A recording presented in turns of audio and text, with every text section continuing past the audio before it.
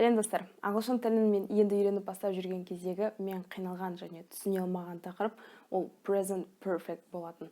Қанша кітаптан оқысам да, қанша мұғалімдерден сұрасам да, сол тақырыпты түсіне алмай қойғам. Сол уақытта өзім үшін шешкем. Present simple, past simple, future simple, continuous шақтары арқылы да өмір сүре беруге болады деп. Бірақ кейін бұл шақтың мағынасын және қолданысын түсінгеннен кейін ол менің ең сүйікті шағыма айналды.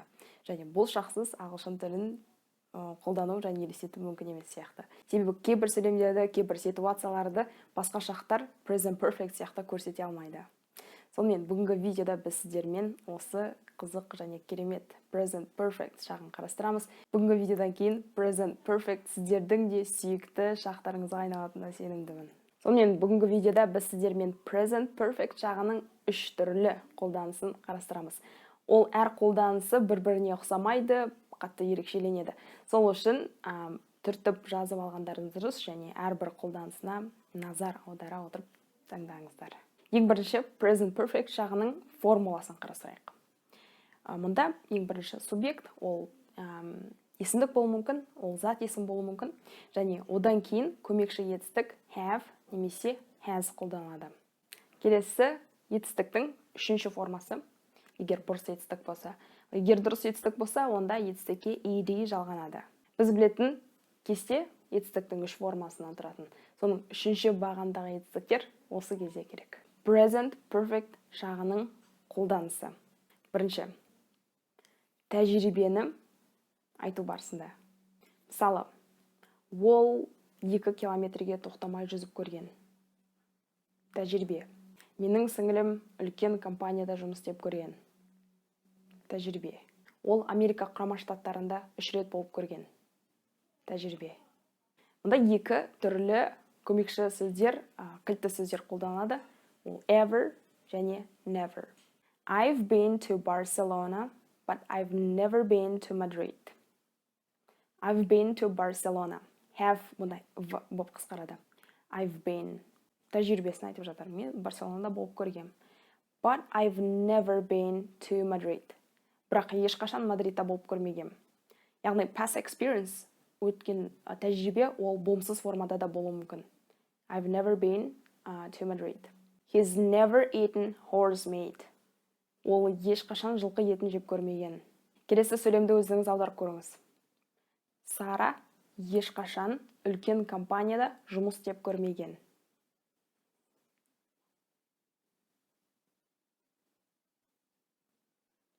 Sarah has never worked in a big company. Тәжірибе бойынша сұраулы сөйлемде құрастыруға болады. Have you ever read a Russian novel? Have you ever read? Мұнда сұраулы сөйлемде ever сөзі қолданылып тұр.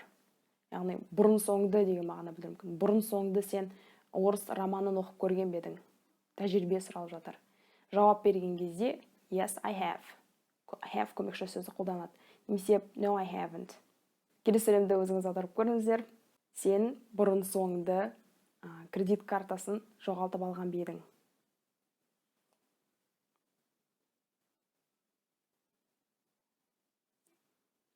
Have you ever lost your credit card? Have you ever lost your credit card? Сонымен, тәжірибе айту барысында, тәжірибені сұрау барысында present perfect қолданады. Бұл бірінші қолданысы. Келесі екінші қолданысы ол әлі аяқталмаған іс-әрекеттер, әлі жалғасын табуы мүмкін іс-әрекеттер. Мысалы, күніне мен 30 бет кітап оқуым керек. Сағат қазір 5. Және бүгін 5-ке дейін мен әзірге тек 10 бетін ғана оқыдым. Бірақ күн әлі біткен жоқ. Сол үшін дәл қазіргі уақытта мен 10 бет оқыдым деп present perfect айтатын боламын. I have read 10 pages of the book. I've read present perfect. Өйткені ол іс-әрекет әлі аяқталған жоқ. Күннің аяғына дейін әлі бірнеше сағат бар. Сол уақыттар әлі де оқу мүмкін. Бірақ егер кешегі күнді туралы айтатын болсақ, немесе бүгінгі таңертеңгі уақытты айтатын болсақ, мысалы таңертең 10 бет оқыдым. Онда past simple айтамыз. Өйткені таңертеңгі уақыт өтіп кетті. Сонда I read, жай ғана I read, past simple'да. I read 10 pages of the book this morning. Уақыт айтылу керек. Мысалыңызсыз тағы бір мысал қарастырайық. Мен екі мысалды қазақша айтамын, сіздер ойлап көріңіздер, ол past simple'да болу керек па, немесе present perfect'та. Біріншісі, Абай Құнанбаев 170-ге жуық өлеңдер жазған. Осы сөйлем ағылшын тілінде past simple'да қолданылады ма, әлде present perfect'та ма? Бұл сөйлем ағылшын тілінде past simple'да айтылады. Өйткені Абай Құнанбаев ол ары қарай жаза ма, себебі қазір өмірде жоқ. Сонда Абай Құнанбаев wrote around 170 poems. Past simple'да айтылады. Енді келесі мысал, Брайан Трейси 40-қа жуық кітап жазған. Бұл қай жақта? Present perfect немесе past simple? Брайан Трейси ол қазір өмірде бар кісі. Сондықтан ол әлі де бірнеше кітап жазып тастауы мүмкін. Сол үшін ол әлі аяқталмаған іс-әрекет. Әлі тағы да кітаптар іс-әрекет жалғасуы мүмкін. Сол үшін бұл сөйлемді present perfect айтамыз. He has, немесе Брайан Трейси has written around 40 books. Сонда түсінікті ғой. Present perfect ол әлі жалғасын табуы мүмкін, аяқталмаған іс-әрекет. Past simple аяқталған іс-әрекет. Енді үшінші қолданысы жақында ғана болған іс-әрекеттер. Жаңалықтар. Жаңа ғана болып кеткен, немесе осыдан бір-екі апта бұрын ғана болған іс-әрекеттер. Ол сөйлемдерді жазу барысында, қолдану барысында келесі кілтті сөздер қолданылады. Already, yet, just, recently. Already қазақ тіліне нақты қалай аударылатыны ол да контекстке байланысты. Орыс тілінде уже деп аударылады, және ол тек болымды сөйлемдерде ғана қолданылады. Сөйлемде ол негізгі етістіктің алдында келеді. Yet сөзі қазақша әлі де деп аударылады, орысша еще немесе уже, және ол сұраулы және болымсыз сөйлемдерде қолданылады. Сөйлемде тек ең соңында келеді. Сөйлемнің ең соңында келеді. Just ол болымды сөйлемдерде қолданылады. Аудармасы жаңа ғана, қазір ғана, только что. Сөйлемде already сияқты негізгі етістіктің алдында, көмекші етістіктен кейін келеді. Recently жақында ғана, недавно, ол сөйлемнің соңында келеді, және болымды сөйлемдерде қолданылады. Енді осы үшінші қолданысына бірнеше мысал келтірейік. Мен жаңа ғана кофе ішіп алдым. Жаңа ғана болғаннан кейін just қолданылады. I have just drunk. Үшіншісі drunk, екіншісі drank. I have just drunk a cup of coffee. Қысқартып айтқанда I've just drunk. Немесе жаңалық ретінде менің ағам жақында ғана жаңа көлік сатып алды. My brother has bought a new car recently.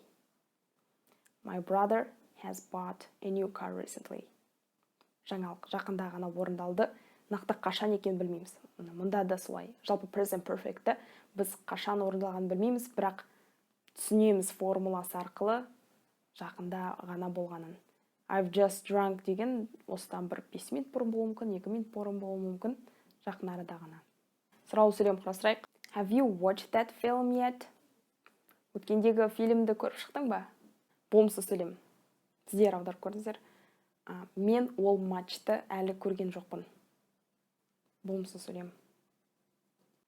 I haven't watched that match yet. Енді present perfect туралы тағы да еске сақтайтын бір ереже, ол present perfect нәтижені көрсетеді. Ол өткенге ешқандай қатысы жоқ. Дәл қазіргі уақытқа, дәл қазіргі кезге ол әлі де өзекті. Сондықтан да ол present осы шақтар тобына жатады. Бір сөйлем айтайын. He has lost his key. Және he lost his key. Ол кілтін жоғалтты. Міне, осы екі сөйлем, екі түрлі сөйлем, екі түрлі шақта жазылған. Past simple және present perfect. Қай сөйлемде адам кілтін әлі тапқан жоқ. Жоғалтып алды, бірақ әлі тапқан жоқ. he has lost his key. Present perfectте жазылған сөйлемде адам әлі кілтін тапқан жоқ. Себебі ондағы айтылған мәлімет ол дәл осы уақытқа дейін әлі өзекті. He lost his key, past simple'да жазылған сөйлем, ол жоғалтып алды. Біз одан кейінгі мәліметті білмейміз. Ол қазіргімен ешқандай байланысы жоқ, өткен шақта қалып қойған. Ал he has lost his key, қазіргі уақытқа дейін ол әлі актуальна, өзекті. Сол сияқты тағы бір мысал, және соңғы мысал бүгінге, ол I have worked in a garden. Сосын I worked in a garden. Қай кезде қолымыз топырақ болып тұр. Бұда present perfectте жазылған сөйлемде қол әлі кір болып тұр. Өйткені I have worked, ол жаңа ғана жұмыс істелді, және қазірге біз нәтижесін көріп тұрмыз. Топырақ қолдар. Және немесе отырғызылған картоп, сәбіз, ол да нәтиже болып табылады. Және осы уақытқа, дәл осы уақытқа ол өзекті. Ал I worked in the garden, таңертең жұмыс істеген шығар, кеше жұмыс істеген шығар.